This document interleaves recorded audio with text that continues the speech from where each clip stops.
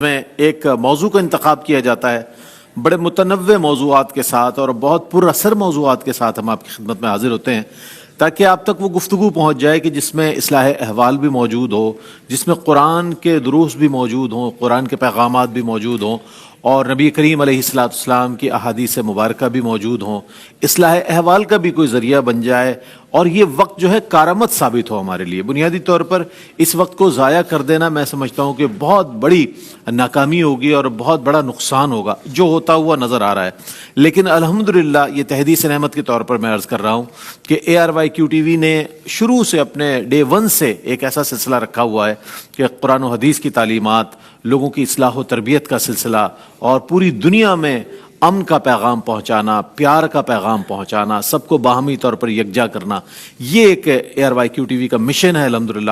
اور جید علماء حضرات کے ذریعے پیغامات پہنچانا، لوگوں تک قرآن و حدیث کی تعلیمات پہنچانا، یہ ایک سلسلہ ہے۔ ہمارے ساتھ موجود ہوا کرتے ہیں قبلہ مفتی محمد اکمل مدنی صاحب، آج موجود نہیں ہیں، علیل ہیں۔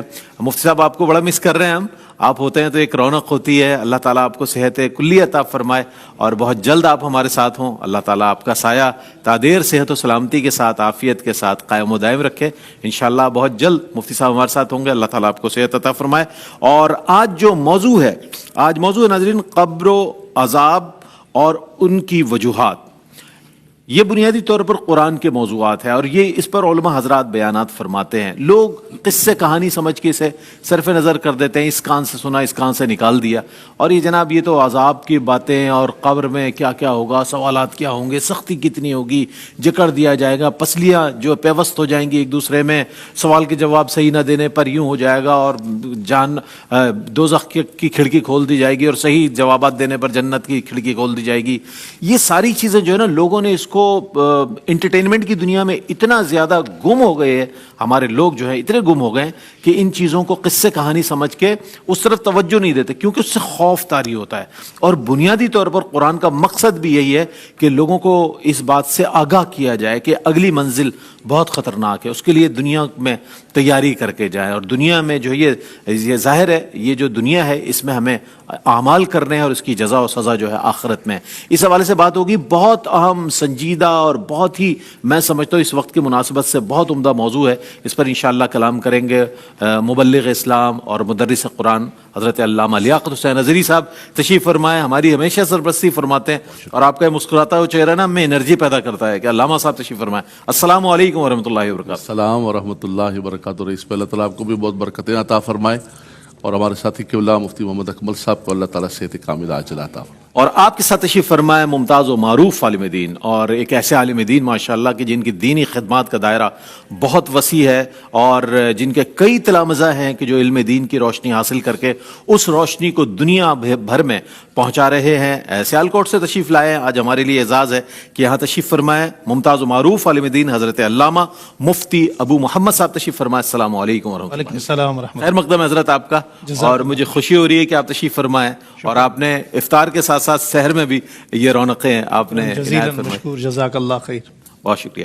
اچھا، اور آپ کے ساتھ ممتاز و معروف عالم دین اور امجدیہ میں افتاء کے ماشاءاللہ منصب پر فائز ہیں اور وہاں سے ماشاءاللہ اپنی خدمات انجام دے رہے ہیں، علامہ مفتی سید زیغم علی شاہ صاحب گردیزی تشریف فرمائے۔ السلام علیکم ورحمۃ اللہ وبرکاتہ۔ السلام ورحمۃ اللہ وبرکاتہ۔ میرے بائیں جانب ثنا خانان مصطفیٰ صلی اللہ علیہ وآلہ وسلم موجود ہیں، ثقلین رشید، دانیال شیخ، سید انس کریمی، آپ سب کا خیر مقدم ہے۔ السلام علیکم ورحمۃ اللہ وبرکاتہ۔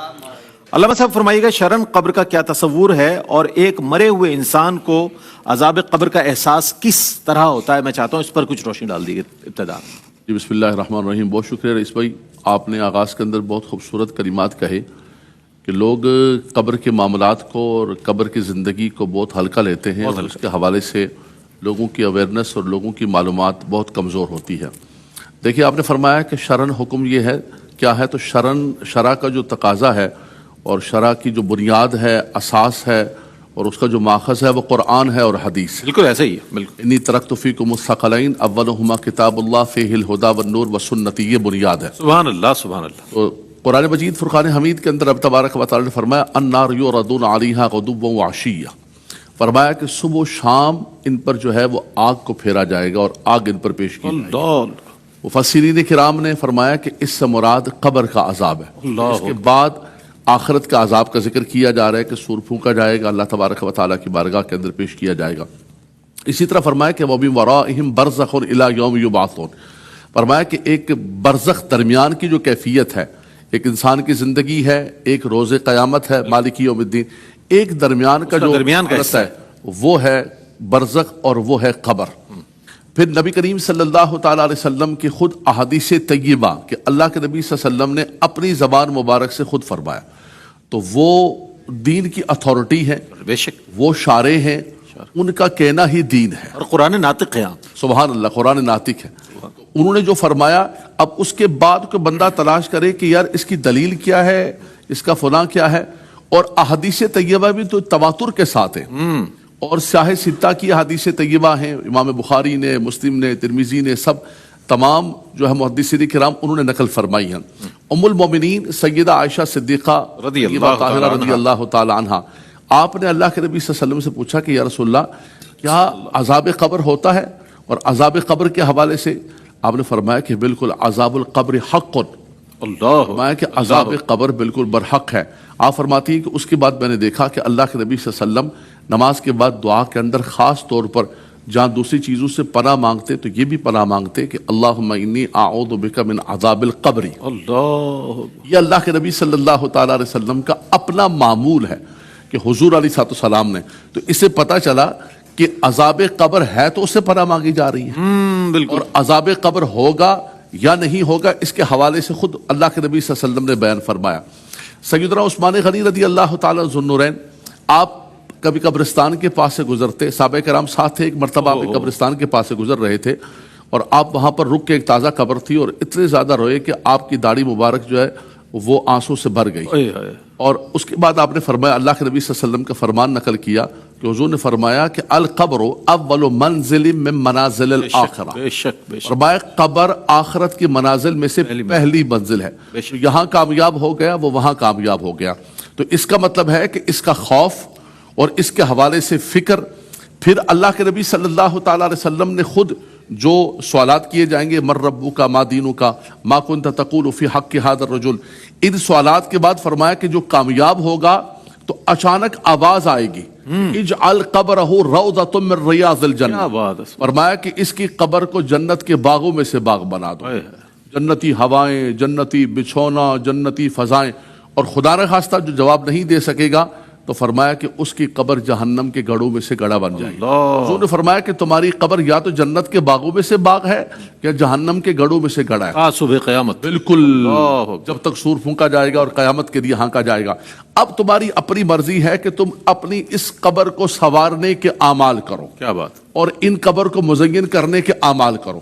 آخری حدیث پاک میں عرض جی کروں گا فرمائیے، کہ عذاب قبر ہوتا ہے یا نہیں ہوتا ہے، اور اس کی شرعی حیثیت کیا ہے، قرآن کیا کہتا ہے، نبی کریم صلی اللہ تعالیٰ علیہ وسلم کیا فرماتے ہیں۔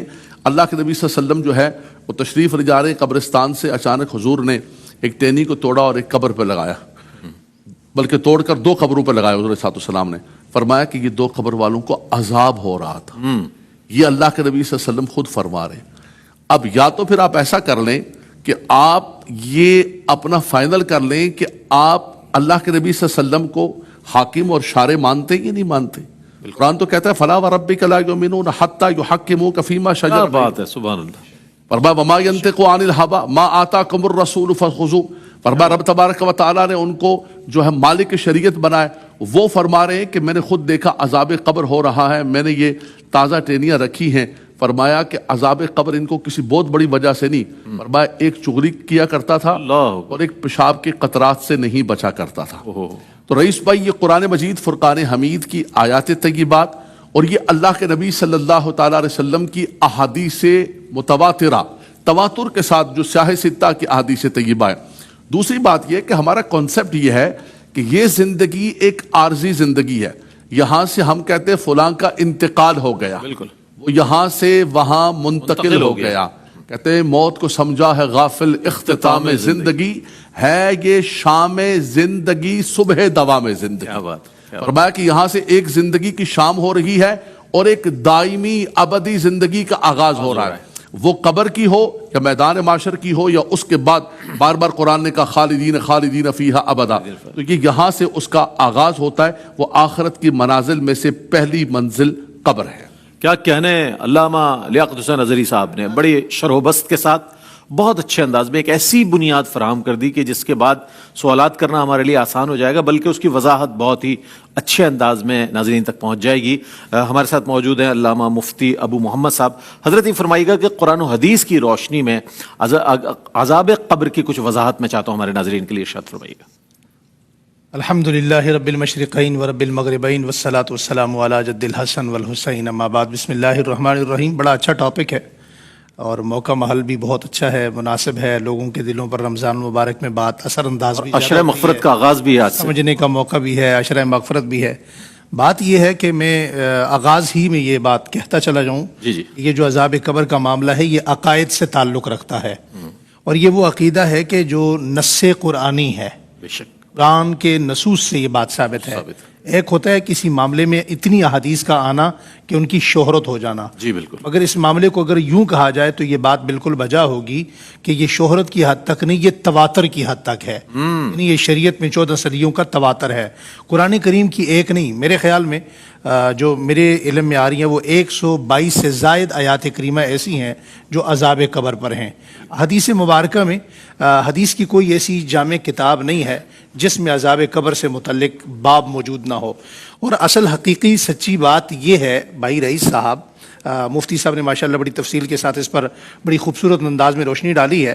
یہ جو زندگی جسے ہم زندگی کہتے ہیں، جی اس سے کاؤنٹنگ ہی نہیں کیا گیا۔ اگر آپ قرآن کریم کے اسلوب پر غور فرمائیں تو قرآن کریم کہتے ہیں الذی خلق الموت والحیات، موت کا ذکر پہلے ہے، حیات کا ذکر بعد میں ہے۔ حیات تو وہاں سے شروع ہو رہی ہے جب آپ کی تاریں ٹوٹ رہی ہیں۔ اب یہ انسان کی سمجھ کی بات ہے، یہ ضروری نہیں کہ انسان کی سمجھ میں جو چیز نہ آئے تو وہ عقیدہ نہیں ہے، وہ نظریہ نہیں ہے، وہ دین نہیں ہے، وہ اسلام نہیں ہے، کچھ فہمی کہلا سکتے ہیں۔ قرآن کریم میں آتا ہے ما یلفظ من قول الا لدیہ رقیب عتید۔ اگر ہمیں فرشتے دائیں بائیں کندھوں پر نظر نہیں آتے تو اس کا مطلب یہ ہرگز نہیں ہے کہ فرشتے ہیں ہی نہیں۔ ایک چیز ہمیں نظر نہیں آ رہی اور ہم تو یقین کے پابند ہیں۔ اللہ کے رسول نے جو فرما دیا ما آتاکم الرسول فخذوا وما نہاکم عنہ فانتہوا، بے شک بے شک، فخر کل کائنات کی زبان لسان نبوت سے نکل گیا، وہ حق ہے، وہ ہماری عقل دانی میں آئے یا نہ آئے۔ بالکل، حضور نبی کریم علیہ الصلوۃ والسلام نے عذاب قبر کے متعلق بہت وضاحت سے فرمایا۔ ایک موقع پر آپ کھڑے ہوئے تھے تو کچھ جانور کھڑے ہوئے تھے جن میں ایک خچر یا گدھا نما جانور تھا، وہ بدکنے لگ گیا۔ تو صحابہ اکرام نے عرض کیا یا رسول اللہ یہ بدکنے کیوں لگ گیا؟ فرمایا یہ قریب جو قبریں ہیں ان قبروں پر عذاب ہو رہا ہے اور اس عذاب کی وجہ سے یہ جانور بدکنے لگ گئے، یہ ڈر گئے ہیں۔ آقا دو جہاں صلی اللہ علیہ وسلم کے پاس اس موقع پر حضرت فضل بن عباس رضی اللہ تعالیٰ عنہ کھڑے تھے۔ آپ نے فضل بن عباس سے کہا وہ درخت نظر آ رہا ہے اس کی ٹہنیاں توڑ کے لاؤ۔ وہ گئے اور انہوں نے اپنے دونوں ہاتھوں میں ٹہنیاں توڑ کر لائیں اور آقا دو جہاں صلی اللہ علیہ وآلہ وسلم نے اپنے ہاتھوں سے کچھ ٹہنیاں ایک قبر پر لگائیں، کچھ دوسری پر لگائیں۔ فرمایا جب تک یہ ہری رہیں گے ان کا عذاب میں تخفیف ہوتی رہے گی۔ صاحب اگر آپ اجازت دیں تو میں ایک مختصر سا وقفہ لینا ہے، اس کے بعد میں آؤں گا اور مفتی صاحب انشاءاللہ یہیں سے کنٹینیو کریں گے۔ ایک وقفہ حاضر ہوتے ہیں، وقفے کے بعد ہمارے ساتھ رہیے گا۔ جی ناظرین، آپ کا خیر مقدم ہے۔ قبر و عذاب قبر کی وجوہات کے حوالے سے آج پروگرام ترتیب دیا گیا ہے۔ بہت سنجیدہ موضوع ہے اور عشرہ مغفرت ہمارے درمیان ہے اور یہ بہت مناسب اور بڑے قیمتی لمحات ہیں جس میں ان موضوعات کو سمجھ کر انسان اپنی زندگی کو مزید بہتری کی طرف لے کر آئے۔ تو مفتی ابو محمد صاحب تشریف فرما ہے، اپنے جواب کو مکمل فرمائیں گے کہ عذاب قبر جو ہے احادیث قرآن و حدیث کی روشنی میں اس کی وضاحت فرما رہے تھے۔ جواب مکمل فرما دیجیے گا۔ بسم اللہ الرحمن الرحیم۔ ترمذی میں اور ابو داؤد میں ایک حدیث ہے، حضرت ابو ہریرہ رضی اللہ تعالیٰ عنہ سے مروی ہے، آقا دو جہاں ساقی کوثر شافی محشر جناب رسول اللہ صلی اللہ علیہ وآلہ وسلم ایک دعا مانگا کرتے تھے، اللہم انی اعوذ بک من عذاب القبر واعوذ بک من النار واعوذ بک من الفتنة المسیح الدجال۔ اب یہ دعا جو حضور مانگ رہے ہیں تو عذاب قبر کی ہے نا جی، تعلیم کس بات کی دی جا رہی ہے؟ حضرت عبادہ بن صامت فرماتے ہیں کہ یہ حدیث میں نے حضور سے اپنے کانوں سے 9 مرتبہ سنی۔ اللہ، صحابی ایک مرتبہ بھی بات سنے تو وہ کافی ہو جاتی ہے، اسی طرح ایک اور احادیث مبارکہ، آپ صبح کے وقت جنت البقیع تشریف لے جایا کرتے تھے. جنت البقیع میں حضور گئے تو حضور نے فرمایا حضرت ابن عباس سے، عباس میرے قریب آؤ. آپ صلی اللہ علیہ وسلم نے دست نبوت یوں اٹھایا اور حضرت ابن عباس کے کندھوں پہ رکھا اور کندھے پہ رکھا فرمایا ابن عباس تمہیں میں ایسا وظیفہ ایسی دعا نہ بتلاؤں کہ جو تم پڑھو تو پوری دنیا میں جتنے مردے ہیں ان پر اگر عذاب ہو رہا ہے تو ان کے عذاب میں تخفیف ہو جائے گی. اللہ. اور اگر تم مسلسل ہر جمعے کو آ کر پڑھو تو اس مردے کے لیے جس کے لیے تم دعا مانگو اس کی مغفرت ہو جائے گی، اور اگر مغفرت ہو چکی ہے تو ان کے درجات بلند ہوں گے. اور اگر تم اسی دعا کو اپنے والدین کے لیے پڑھو تو اگر وہ تم سے ناراض بھی گئے تو اللہ اپنے کاغذات میں اپنی ڈاکومنٹری میں تمہارے والدین کو تم سے راضی لکھے گا. اللہ. حضرت ابن عباس رضی اللہ تعالیٰ عنہ فرمانے لگے کہ میں بڑا حیران ہو کر لرزہ پر اندام ہو کر حضور کی طرف دیکھنے لگا کہ آقا دو جہاں صلی اللہ علیہ وسلم کون سی دعا مجھے تعلیم فرمائیں گے. آپ صلی اللہ علیہ وسلم نے فرمایا السلام علیکم اہل الدیار من المؤمنین والمسلمین وإنا ان شاء اللہ بکم للاحقون ویرحم اللہ المستقدمین والمستاخرین اسأل اللہ بکم لنا ولکم العافیہ. اور اسی حدیث کو جب ایک اور صحابی حضرت ابو موسیٰ اشعری رضی اللہ عنہ نے حضور سے نقل فرمایا تو آپ نے یوں فرمایا، حضور نے فرمایا تم پر یہ حق ہے کہ تم ہر مردے کے لیے یہ دعا پڑھو. اچھا عرض کیا یا رسول اللہ ہر مردے کے لیے؟ فرمایا جب تم کسی بھی جگہ کسی قبرستان میں کھڑے ہو کر یہ دعا پڑھو گے تو دنیا کے اندر جہاں کہیں بھی جتنے مردے ہیں مسلمان تمہاری طرف سے ہر ایک کو نیکی ملے گی اور ہر ایک کی طرف سے تمہیں پڑھنے کا اجر ملے گا. یہ تمام احادیث مبارکہ اور یہ آیات کریمہ اس بات پر دلالت کرتی ہیں کہ یہ ضروری نہیں کہ ایک بات ہمیں نظر نہیں آ رہی تو وہ ہمیں سمجھ میں بھی آ جائے. جو بات حضور نے فرما دی وہی حق ہے، وہی سچ ہے. اگر وہ ہماری سمجھ میں آئے تب بھی، سمجھ میں نہ آئے تب بھی. عذاب قبر حق ہے. رمضان المبارک میں اللہ تعالیٰ سے ہم دعا کرتے ہیں اللہ تعالیٰ ہمیں اس مغفرت کے عشرے میں اپنی مغفرت کے لیے جو دنیا سے چلے گئے ہیں ہمارے اکابرین، ہمارے بزرگ، کسی کے والد والدہ، وہ اللہ تعالیٰ ان کی کامل مغفرت فرمائے. اور جو قبر کا جہان ہے یہ ایک الگ جہان ہے، اس کے باقاعدہ پورا ہر حدیث کی ہر کتاب کے اندر ایک چیپٹر موجود ہے. وہ ہمارے اسباق میں آج بھی مدارس دینیہ کے اندر پڑھایا جاتا ہے، اس میں کوئی شک شبہ نہیں ہے. میں آخری بات کر رہا ہوں، شاید وقت کافی ہو چکا میری گفتگو میں. آپ دیکھیں کہ اصحاب کہف جو تھے، ہم نے چند دن پہلے یہاں گفتگو کی، اصحاب کہف کو جس وقت اٹھایا گیا 309 سال بعد، تو اس وقت اس قوم میں اٹھانے کی ان کو 309 سال کے بعد وجہ کیا بنی؟ وجہ یہ بنی کہ اس وقت لوگوں کا یہ عقیدہ انتہائی خراب ہو چکا تھا کہ لوگوں کا یہ عقیدہ تھا کہ لوگ مر جائیں گے، مٹی میں مٹی ہو جائیں گے تو کیا پھر دوبارہ اٹھیں گے. تو اللہ تعالیٰ نے ایلیٹ کلاس کے ان 6 بچوں کو، وہ یملیخہ ہے، مشلینا ہے، مرتوش ہے، شازنوش ہے، ان تمام لوگوں کو اللہ رب العالمین نے اس وقت اٹھایا جب لوگوں کے اپنا عقائد خراب ہو رہے تھے کہ مرنے کے بعد کیسے اٹھیں گے. تو اللہ نے 309 سال سلانے کے بعد فرمایا اگر میں 309 سال سلانے کے بعد اٹھا سکتا ہوں تو مردے کو بھی میں دوبارہ زندہ کر سکتا ہوں. سبحان اللہ سبحان اللہ. پہلے علامہ لیاقت حسین نظری صاحب نے ماشاءاللہ برزخ کے معاملات اور پھر اس کے بعد قرآن و حدیث کی روشنی میں مفتی صاحب نے، مفتی ابو محمد صاحب نے بہت اچھے انداز میں اس بات کا اظہار فرمایا کہ عذاب قبر جو ہے وہ برحق ہے. اس کے حوالے سے آیات بھی موجود ہے، احادیث بھی موجود ہے. جو لوگ اس کے حوالے سے بہت لائٹلی لیتے ہیں اس کو، تو ان کو غور و فکر کرنا چاہیے کہ وہ کیا کر رہے ہیں. بہرصورت علامہ مفتی سید زیغم علی شاہ صاحب گردیزی موجود ہیں. وہ کون کون سے اعمال و افعال ہیں جو عذاب قبر کی وجہ بنتے ہیں؟ اب آتے ہیں ہم اپنے اس موضوع کی طرف جو ضرورت ہے. یہ تو ایک بنیاد فراہم ہو گئی، اس کے حوالے سے کچھ فرمائیے. بسم اللہ الرحمن الرحیم. اللہم صلی علی محمد وعلی آل محمد وبارک وسلم. اور شکریہ رئیس بھائی، انتہائی اہم موضوع ہے اور فکر آخرت کا جذبہ بیدار کرنے والا، اور آج ہمارے یہاں یہ تصور پایا جاتا ہے کہ یہ خوف دلانے والا ایک موضوع ہے. حالانکہ یہ ایک اصلاح کا ایک بہترین سلسلہ ہے، اور آپ صلی اللہ تعالی وسلم کی احادیث مبارکہ میں زیارت قبور کا اصل مقصد بھی یہ بیان فرمایا گیا. تو بنیادی طور پر اگر ہم دیکھیں تو عذاب قبر کے اسباب میں سے سب سے بنیادی سبب کسی بھی گناہ کا ہونا اس کی نحوست ہے، اس کی بے برکتی. انسان جب اس گناہ میں مبتلا ہوتا ہے تو اسی وقت سے اس کا آغاز ہو جاتا ہے. یعنی دنیا میں بھی اس کے برے اثرات، وہ نتائج اس پر مرتب ہوتے ہیں، اور اس کی زندگی میں قدم قدم پر اس کی نحوستیں اس کے سامنے آتی ہیں، اور اصل جو اس کا نقصان ہے وہ تو آنکھ بند ہونے کے بعد اس کا آغاز ہوتا ہے. تو عذاب قبر کا سب سے بنیادی جو سبب ہے किसी भी गुनाह में इंसान मुब्तला होगा तो यकीनन वो अल्लाह रब्बुल आलमीन की बारगाह में उसका सख्त मुआवजा और उसका जो असल मुआवजे का सिलसिला है वो कब्र के बाद से आगाज हो जाता है। अल्लाह। फिर बाज़ मखसूस अमाल को हदीस मुबारक में बयान फरमाया गया, जिस तरह सही बुखारी शरीफ की और सुनन नसाई की हदीस मुबारक की इससे पहले उसका जिक्र हुआ। 3 चीज़ों को आप सल्लल्लाहु अलैहि वसल्लम ने बयान फरमाया। एक चुगलखोरी से मुताल्लिक फरमाया, मुस्नद इमाम अहमद बिन हम्बल की रिवायत में ग़ीबत से मुताल्लिक फरमाया, और पेशाब के कतरात से न बचने की जो एक अमल बद है उससे मुताल्लिक फरमाया कि जो इन कुबूर में मुर्दों को अजाब दिया जा रहा है इन आमाल की बदौलत, इन चीज़ों से बचने न गुरेज करने की वजह से अल्लाह ताला ने इनको अजाब में मुब्तला फरमाया। इसमें हमारे लिए ये भी सबक है, आप सल्लल्लाहु ताला अलैहि वसल्लम ने फरमाया कि ये इन चीज़ों को हल्का समझा करते थे। यानी आज हमारे यहाँ भी पास, और आज भी ऐसा ही है यकीनन हम कई ऐसे अमाल हैं कि जिनको हम ये समझते हैं कि ये तो छोटे मोटे काम है, अल्लाह वैसे ही माफ कर देगा, इर्तिकाब हो भी जाए तो कोई बड़ा मुआवजा नहीं है। ये याद रखा जाए कि अल्लाह रब्बुल आलमीन किसी भी गुनाह पर गिरफ्त फरमाना चाहे, छोटा हो या बड़ा हो, अल्लाह की बारगाह में कौन सा अमल कितना नापसंदीदा है वो हम नहीं जानते।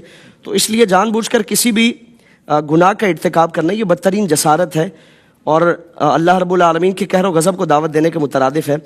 फिर इसी तरह अज़्ज़वाजिर में मुख्तलिफ अमाल को बयान फरमाया गया, जो अज़ाब कब्र से दो चार करने वाले अमाल हैं। उसमें एक फरमाया कि नमाज को तर्क करना ये बदतरीन अमल है, बल्कि इससे मुताल्लिक फरमाया ना कि नमाज का हिसाब पहले लिया जाना है। अगर इसमें इंसान कामयाब हो जाता है तो बाकी सारे मामलात अल्लाह रब्बुल आलमीन उसके लिए आसान फरमा देगा। और इसका अजाब क्या है, कब्र के अजाब मुख्तलिफ बयान फरमाए गए। एक फरमाया गया कि उसकी कब्र में आग भर दी जाएगी और वो इसी कैफियत में ता क़यामत वो अजाब में लोटपोट होता रहेगा।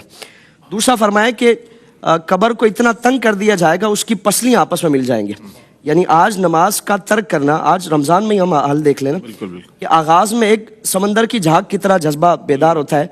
इन अय्याम में हमारा जज्बा, हमारी मसाजिद, हमारा इबादत का जो एक सिलसिला है वो बिल्कुल आहिस्ता आहिस्ता वो कम होता होता मसाजिद में फिर से वीरानी आती जा रही है। आम नमाजों में 2-3 सफ़े वो उस हद तक नमाजियों की एक कैफियत पाई जाती है। तो नमाज को तर्क करना ये बदतरीन अमल है और अल्लाह की बारगाह में इंतहाई काबिल मुआख़ज़ा अमल है। फिर इसी तरह मुकाशिफतुल कुलूब में भी इमाम गज़ाली अलैहि रहमान ने बाज़ अमाल का तज़किरा फरमाया, उसमें वालिदैन की नाफरमानी का तज़किरा फरमाया और उसका भी अज़ाब ये बयान फरमाया कि वो कब्र इतनी तंग कर दी जाती है कि पसलियाँ आपस में मिल जाती हैं। फिर इसी तरह आप सल्लल्लाहु ताला अलैहि वसल्लम की एक हदीस मुबारक है, मुस्नद फिरदौस में ये हदीस मौजूद है। हुजूर ने फरमाया कि मस्जिद में हंसना ये कब्र की तारीकी का सबब है। आज हम देखें ना हमारी मसाजिद में तो बाकायदा जिरगे लगते हैं, कोई क्रिकेट से मुताल्लिक बहस मुबाहिसे में लगा है, कोई सियासत में मशगूल है, कोई गली मोहल्ले के किस्से बयान कर रहा है, यानी हंसी मजाक का एक सिलसिला है। फरमाया कि ये मसाजिद में हंसना, कहके लगाना ये कब्र की तारीकी का सबब है कि अल्लाह रब्बुल आलमीन इसकी नहुस्सतें, इसका वबाल वो कब्र में नाजिल फरमाता है। और फिर इसी के साथ साथ हज़रत अब्दुल्लाह इब्न अब्बास रज़ियल्लाहु ताला अन्हु, आपका एक वाक़या है, आपकी बारगाह में कुछ हुज्जाज हाजिर हुए और अर्ज़ करने लगे कि हुजूर हमारे साथ एक शख्स आया था जिसने हज किया, हालत एहराम में उसका इंतकाल हो गया और अब उसकी कब्र खोदी जा रही है, तो कई कब्रें खोदने के बावजूद भी वो अंदर से सांप बिच्छू निकल आते हैं। आपने फरमाया कि पहले से कोई कब्र है तो उसी में उसको दफना दो। 3 कब्रें थी, उसमें से एक को उसको दफन किया गया। अब उसके बारे में तहकीक की गई कि ये तो ज़ाहिर में ये बड़ा नमाजी और मुत्तकी परहेज़गार लगता है, हालत एहराम में इसका इंतकाल हुआ है, वजह क्या है कि इतना बदतरीन इसके साथ मामला कि कब्र जगह नहीं दे रही है। इसकी अहलिया ने इससे मुताल्लिक कहा कि वैसे तो नमाजी परहेज़गार था, वैसे तो इसके अमाल अच्छे थे, एक बदतरीन अमल हम अपने मुआशरे का भी जायज़ा लें, अपनी इस्लाह करें और अपना मुहासबा करने की कोशिश करें कि इन अमाल को तो हम छोटा मोटा समझ के इनको कोई हैसियत ही नहीं देते, इनसे मुताल्लिक हमारे कानों पे जून तक नहीं रेंगती। उसकी अहलिया ने उससे मुताल्लिक कहा कि ये गले में मिलावट किया करता था, ये ताजिर था और गंदुम में भूसा भर के, भूसा मिलाकर उसको फ़रोख्त किया करता था। ये सब बदतरीन अमल है। आप सल्लल्लाहु अलैहि वसल्लम ने फरमाया कि मन गश्शा फलैसा मिन्ना, जो मिलावट करे, धोखा दे, वो हम में से नहीं है। इन अमाल को, इन असबाब को सामने रखकर हम अपना मुहासबा करने की और अपना जायज़ा लेकर इस्लाह करने की कोशिश करें। ये रमज़ान का सबक है, रमज़ान का मैसेज है। अच्छी बात। अगर हम इसमें अपनी इस्लाह कर सके तो यकीनन साल के 11 महीनों में अल्लाह रब्बुल आलमीन उसकी बरकत अता फरमाएगा। بہت کمال انداز میں وہ وجوہات، وہ اعمال جو عام طور پر معاشرتی زندگی میں ہم اسے بالکل معمولی سمجھ کر کرتے رہتے ہیں، جس میں چغل خوری بتایا آپ نے، نماز کا ترک کرنا، من ترک الصلاۃ متعمدا فقد کفر، حضور علیہ الصلوۃ والسلام کی حدیث مبارکہ، اور اسی طرح آگے بڑھ کر جتنی چیزوں کے بارے میں آپ نے ارشاد فرمایا، وہ پاکی کے معاملات میں بے احتیاطی کرنا اور بہت ساری چیزیں، تو ان چیزوں کو اگر ہم پیش نظر رکھیں تو یقیناً عذاب قبر اور قبر کے اس اندھیرے اس سے ہمیں اللہ تعالیٰ محفوظ رکھ سکتا ہے۔ ایک مختصر سا وقفہ لیں گے، وقفے کے بعد لوٹیں گے، انشاءاللہ کلام بھی شامل کریں گے اور اپنے موضوع